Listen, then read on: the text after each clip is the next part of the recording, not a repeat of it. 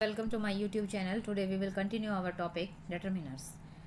Last video में हमने क्या था, मच के यूजेस। मच कहाँ आता है क्वांटिटी के साथ। Take as much as you want, जितना तुम चाहो उतना ले लो, ठीक है। मैनी डिनोट्स नंबर्स, आज हम करेंगे मैनी के यूज़। मैनी जो है वो आपकी संख्याओं को दर्शाता है। Many people went to see the Bhakra dam, बहुत से लोग जो हैं भाखरा डैम को देखने गए। दे हैवेंट मैनी बुक्स, उनके पास ज़्यादा किताबें नहीं हैं। अब यहाँ बच्चों देखो, मैनी के बाद नाउन आया आपका पीपल। पीपल काउंटेबल होते हैं। और यहाँ मैनी के बाद नाउन आया बुक्स भी काउंटेबल होती हैं आपकी। तो एक बात तो ये समझ आई कि मैनी के बाद जो डायरेक्ट नाउन आएगा वो आपका काउंटेबल नाउन होगा। अब दूसरी, मैनी के बाद पीपल आया है, पीपल आपका प्लूरल है, plural form of a person, ठीक है। पर्सन पीपल हो जाता है, ओके। और बुक्स बुक की प्लूरल फॉर्म है। तो हमें दो बातें स्पष्ट समझ आई यहाँ से कि मैनी के बाद काउंटेबल नाउन आएगा और कौन सी फॉर्म वाला आएगा, प्लूरल फॉर्म वाला, ठीक है। Many a means many times. Many a का मतलब है काफ़ी बार, कई बार। It is always followed by a singular noun and therefore takes a singular verb. इसके बाद हमेशा एक सिंगुलर नाउन आती है और इसीलिए जो है ये सिंगुलर वर्ब लेता है। फॉर एग्जाम्पल, मैनी ए आया, क्या कह रहे हैं, मैनी ए के बाद सिंगुलर नाउन और सिंगुलर वर्ब। मैनी ए आया, मैनी ए के बाद मैन सिंगुलर फॉर्म वाला आया और उसके बाद हैज़ आया, ये आपकी सिंगुलर हेल्पिंग वर्ब है, ठीक है। अब इसका मतलब क्या हुआ बच्चों, many a man has died at sea at different time, यानी अलग अलग समय की बात की जा रही है, ठीक है। कि अलग अलग समय पर कोई ना कोई समुद्र पर मर ही जाता है, मर चुका है, ठीक है। अलग अलग घटनाओं की बात है कि आदमी कभी ना कभी समुद्र पर मर चुका है। Many man have died at sea. अब यहाँ देखो बच्चों, मैनी के बाद ए नहीं आया तो ऊपर वाला ही रूल फॉलो हुआ हमारा कि मैनी के बाद तुरंत जो नाउन आई है वो आपकी काउंटेबल और प्लूरल फॉर्म वाली होगी। मैनी मैन प्लूरल फॉर्म वाला है और प्लूरल फॉर्म वाला मैन आएगा तो उसके बाद वर्ब भी प्लूरल आएगी भाई, हैव आ गया। Many man have died at sea. अब ये किस घटना की बात की जा रही है, एट वन टाइम, एक समय की घटना की बात की जा रही है कि समुद्र पर काफ़ी लोग मर चुके हैं, यानी एक ही घटना ऐसी हुई उसमें काफ़ी लोग मर चुके, ठीक है। और ऐसी एक एक घटना काफ़ी बार हुई है, लेकिन हम पर्टिकुलर किसी एक घटना की बात कर रहे हैं। Next, a great many man have died at sea. यहाँ एक ग्रेट मैनी मैन का मतलब क्या है, बहुत बड़ी संख्या में आदमी, हैव डाइड एट सी, समुद्र पर मर चुके हैं। फिर वही मैनी के बाद तुरंत नाउन आया, प्लूरल फॉर्म वाला आया बच्चों, उसके बाद आपकी वर्ब की फॉर्म भी प्लूरल आई, ठीक है। मैनी ए आ गया, आप देखो मैनी ए के बाद नाउन सिंगुलर है आपका, वर्ब भी सिंगुलर है, ठीक है। Many a flower is born to blush unseen.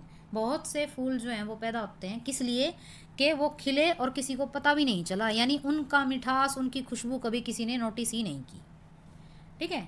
Next, on the whole, जो ये आपका मैनी वाला है, इसमें क्या 3 या 4 बातें बताने को हैं बच्चों कि मैनी के बाद डायरेक्ट नाउन आएगा तो वो प्लूरल फॉर्म वाला आएगा, ठीक है। और फिर उसके बाद वर्ब भी आपकी प्लूरल आएगी। अगर मैनी के बाद ए आया है तो नाउन सिंगुलर फॉर्म वाला होगा और काउंटेबल होगा। प्लूरल फॉर्म वाला भी नाउन मैनी के बाद जो आएगा वो काउंटेबल नाउन ही आएगा। जैसे मैनी मिल्क नहीं हो सकता, ठीक है। मैनी पैकेट्स ऑफ मिल्क हो सकता है लेकिन मैनी मिल्क नहीं हो सकता, क्योंकि मिल्क जो है वो काउंटेबल नहीं है। तो मैनी के बाद डायरेक्ट नाउन आएगा वो प्लूरल फॉर्म का आएगा और काउंटेबल आएगा। मैनी के बाद ए आया तो नाउन जो है सिंगुलर फॉर्म वाला आएगा और वर्ब भी इसके बाद सिंगुलर ही आएगी, ठीक है। अब करेंगे हम ईच एवरी। ईच और एवरी सिमिलर है बच्चों ये करने में, ठीक है, तो थोड़ा ध्यान से। ईच इज़ यूज फॉर 2 और मोर पर्सनस। ईच का इस्तेमाल होता है 2 या 2 से ज़्यादा के लिए, ठीक है। The 2 girls had each A toy. 2 लड़कियों के पास अपना अपना जो है खिलौना है, दोनों के पास खिलौना है। 10 children stood in each row. हर पंक्ति में 10 बच्चे खड़े हैं। Each girl will get 1 prize. हर लड़की को एक प्राइज मिलेगा। Every is used for more than 2 person और थिंग्स। यहाँ आप डिफरेंस देखें बच्चों, एवरी का इस्तेमाल होता है मोर देन 2 पर्सनस और थिंग्स के लिए, ठीक है, मोर देन 2 पर्सनस। और ये क्या कह रहा है, ईच क्या कह रहा है, फॉर 2 पर्सनस और मोर देन पर्सनस, यानी 2 या 2 से ज़्यादा के लिए तो ईच का इस्तेमाल होता है, लेकिन एवरी का इस्तेमाल कब होता है, 2 से ज़्यादा के लिए ही होता है, 2 के लिए नहीं होता। Every one of the 11 players tried to win the match. 11 खिलाड़ियों में से हर किसी ने जो है जीतने की कोशिश की। India expects every man to do his duty. भारत क्या उम्मीद करता है कि हर व्यक्ति अपना कर्तव्य निभाए। तो बच्चों एक डिफरेंस में मेन है कि ईच का इस्तेमाल दो या दो से ज़्यादा दोनों के लिए हो सकता है, लेकिन एवरी का इस्तेमाल दो से ज़्यादा के लिए ही होगा, दो के लिए नहीं। ठीक है, नेक्स्ट नोट, ये नोट करवाती हूँ। Note each and every take a singular verb. Each and every के बाद जो वर्ब आएगी ना बच्चों, वो आपकी सिंगुलर ही आएगी। ठीक है, few, a few, the few. ठीक है, few means not many, hardly any and is negative in sense.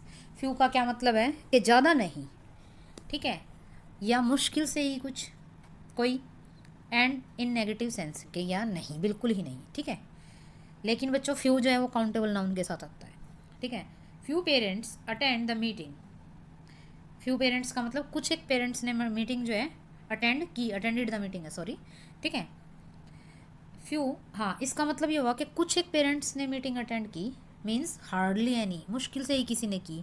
और इसका मतलब ये भी हो सकता है कि किसी ने की ही नहीं। फ्यू का मतलब ये होता है मुश्किल से थोड़ा सा या बिल्कुल ही नहीं। ठीक है, few man can keep a secret. बहुत कम लोग हैं जो वो सीक्रेट रख सकते हैं। हार्डली यानी या मुश्किल से ही कोई है, या फिर कोई है ही नहीं ऐसा। ठीक है, a few means some and has a positive sense. A few का मतलब होता है बच्चों कुछ, और पॉजिटिव सेंस का मतलब कि एटलीस्ट है तो थोड़ा सा, पर होगा ज़रूर। ठीक है, I have read a few books. इसका क्या मतलब है कि मैंने कुछ किताबें पढ़ी हैं। कुछ का मतलब क्या हो सकता है कि मैंने एटलीस्ट एक किताब तो ज़रूरी पढ़ी होगी।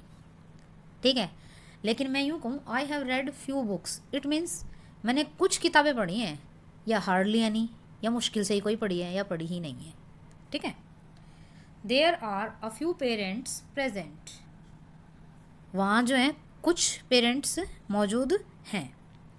एटलीस्ट एक पेरेंट तो ज़रूर होगा, या दो पेरेंट होंगे। ठीक है, लेकिन ऐसा नहीं हो सकता कि एक भी नहीं हो। अगर मैं कहती हूँ कि there are few parents present, तो इसका मतलब ये है कि वहाँ कुछ पेरेंट हैं, या मुश्किल से कोई है या कोई नहीं है। ठीक है, लेकिन आ फ्यू लगने के बाद आपका पॉजिटिव सेंस में जाता है सेंटेंस कि एटलीस्ट कोई ना कोई तो होगा, कुछ ना कुछ तो होगा। The few, the few means not many but all of that number. The few का क्या मतलब है ज़्यादा नहीं, पर जितना वो सारा का सारा। It is both negative and positive, ये दोनों हो सकता है, नेगेटिव भी और पॉजिटिव भी। For example, the few rupees she had were stolen. वो जो थोड़े से रुपए थे ना, वो चोरी हो गए जो उसके पास थे। इसका मतलब क्या हुआ बच्चों कि शी हैड फ्यू रुपीज़, थोड़े से ही रुपए थे, एंड ऑल वर स्टोलन, और सारे के सारे चोरी हो गए। वो थोड़ा सा सारा का सारा। ठीक है, सारा का सारा ये नहीं बहुत सारा, लेकिन यहाँ बात है कि वो थोड़ा सा जो उसके पास था वो सारा का सारा। ठीक है बच्चों, तो ये थे आपके आज के लिए डिटरमिनर्स। सॉरी, अब हम अपनी नेक्स्ट वीडियो में करेंगे आगे के। Thank you.